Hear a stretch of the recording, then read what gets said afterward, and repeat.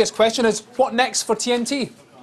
Well, they really do find themselves in a bit of a hole at the moment. This merger with UPS was really the key plank of their strategy, and now they find themselves bereft really of any particular reason for being. A new plan needed, I think, to expand in other markets, but where they go from here is rather difficult to see at present. And what happened to the board? I mean, to see your share price collapse by half in one day, they can't be sitting too pretty right now?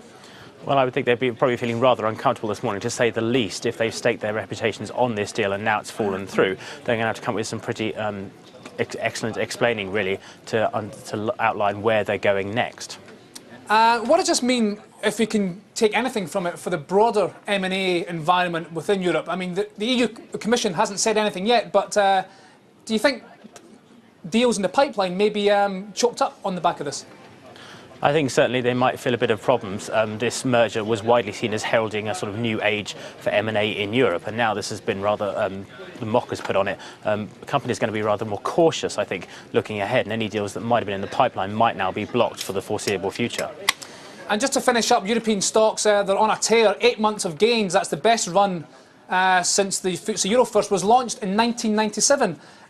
When does Draghi's positive contagion turn into Greenspan's irrational exuberance?